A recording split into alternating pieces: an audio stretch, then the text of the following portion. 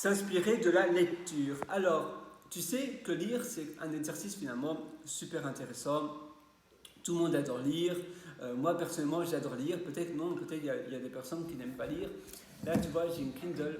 Voilà, ça c'est ma Kindle. Et je lis très régulièrement. Et en réalité, je voulais toujours lire en prenant mon petit déjeuner. Ici, tu vois, je prends mon petit déjeuner. Ça, c'est mon café. Voilà. Et je mange du fromage en même temps, des petits cubes de fromage. Ça peut paraître un peu spécial de, d'avoir du café et du fromage. Mais bon, pourquoi pas, tu sais. C'est assez marrant. Et alors, café, fromage, et en même temps, je lis. Parce que j'avais la mauvaise habitude de procrastiner ma lecture. Et je me suis dit, bon, comment je peux inclure l'habitude? Donc, j'ai une habitude qui est très régulière, c'est mon petit déjeuner tous les matins. Mais la lecture, c'était pas vraiment constant. Je ne lisais pas de manière régulière. Et alors, j'ai dû trouver une habitude qui était déjà bien ancrée, par exemple mon petit déjeuner ici, dans ce cas-ci, avec la lecture. Et maintenant, tous les matins, je mets ma liseuse, et bien la veille d'ailleurs, sur ma table. Et je prépare déjà mon bol, mon café. Bon, évidemment, mon café, ma tasse est vide, mais je prépare déjà tout le soir. Et le matin, quand je me réveille, je verse mon café dans ma tasse, je me mets des cubes de fromage, je prends même du chocolat et ma liseuse est déjà ouverte et elle m'attend. Je prends mon bol, je mange du fromage, je bois du café et je lis, bien évidemment. Donc ça, c'est mon habitude pendant une demi-heure. Et ainsi, je suis sûr de ne pas remettre la tâche de la lecture à plus tard, au lendemain, etc. C'est ancré dans ma routine du matin, du petit déjeuner. Tu sais, c'est un peu comme ta douche. Tu vas jamais te dire, oh là là, aujourd'hui, est-ce que je prends ma douche aujourd'hui ou bien demain? Est-ce que c'est une bonne chose de faire ma routine de ma douche aujourd'hui? Ça peut peut-être être un peu fatigant de faire ma douche aujourd'hui, de prendre ma douche aujourd'hui, je vais la remettre à demain.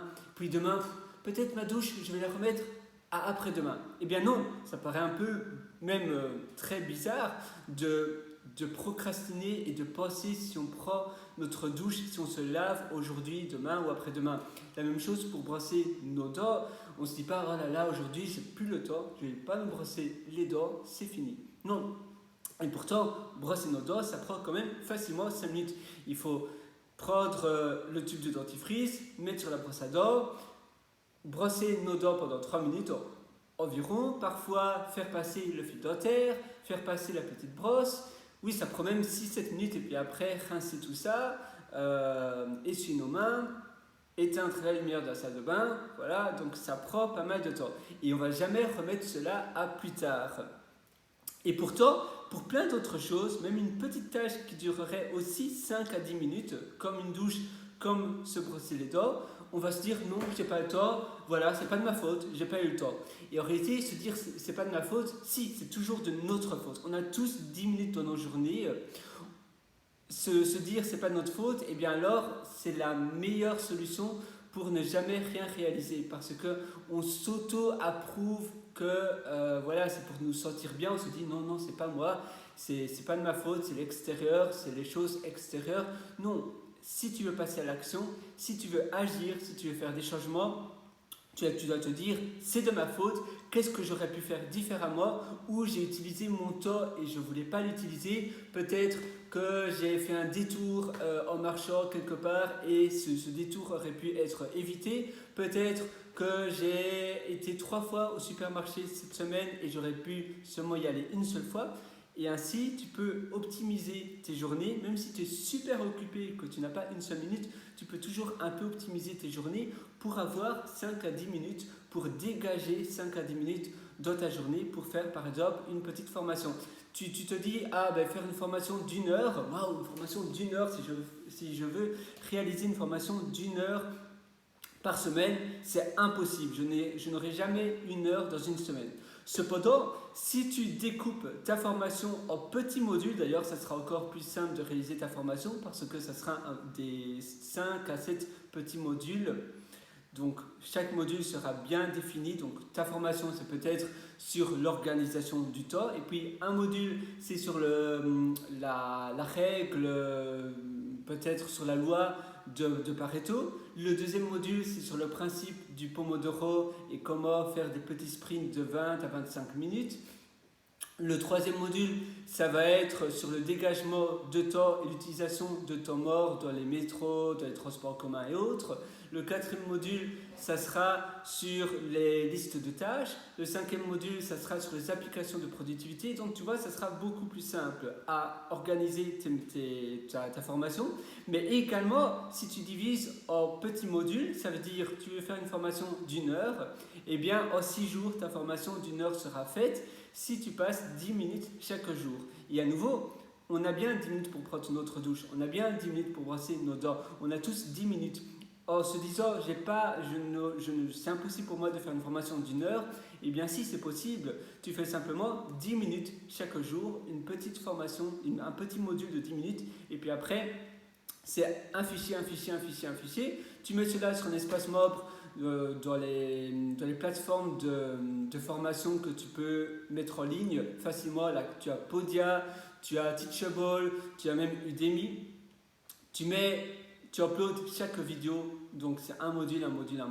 Sur Udemy, je pense que tu dois avoir minimum 3 modules, donc ça va parfaitement. Ainsi, tu auras au moins 3 modules. Sur Udemy, sur Podia, c'est comme tu veux, parce que finalement, c'est ta plateforme. Maintenant, c'est payant. Je pense que maintenant, ils viennent d'offrir un plan gratuit d'ailleurs. Podia, je l'adore. Et puis après, tu as Teachable, qui est aussi pas mal. Mais je trouve que Podia est plus simple à utiliser. Et tu vois, là tu as ta formation et pourtant tu n'as pas nécessairement travaillé plus, tu as seulement passé 10 minutes chaque journée, tu as pu dégager 10 minutes. Et c'est la même chose pour tout, pour l'écriture, si tu veux aussi apprendre une langue, fais 10 minutes mais chaque jour. Et finalement la régularité c'est ce qui paye, parce que si un jour tu ne fais pas cette habitude-là, après le redémarrage va être beaucoup plus dur. C'est un peu comme le lundi matin, c'est toujours plus dur de retourner au bureau parce qu'il y a eu la coupure du week-end. Après les vacances, eh bien, c'est encore plus dur de retourner au bureau parce qu'il y a une coupure d'1 semaine, de 2 semaines. C'est toujours les coupures. Donc quand tu as la chaîne d'habitude et que tu coupes la chaîne, c'est là où c'est le plus dur de recommencer, de remettre la machine en route. Eh bien, toi, c'est pareil dans tes habitudes. Donc, fais chaque chose un petit peu, comme moi pour lire par exemple, mais régulièrement, tous les jours. Voilà, j'espère que ça va t'aider. Si tu veux aller encore plus loin, j'ai aussi concocté un atelier qui s'appelle Immersion profonde, la méthode DEEP. C'est un atelier où je vais vraiment en profondeur dans tous les aspects de ta vie pour ta productivité, et ça se trouve sur mon site pierrewriter.com, pierrewriter.com. Là-dessus, tu auras un lien qui s'appelle mes méthodologies. Tu verras, le site c'est Podia, et tu verras mon atelier Immersion profonde. À tout de suite dans cet atelier. Ciao!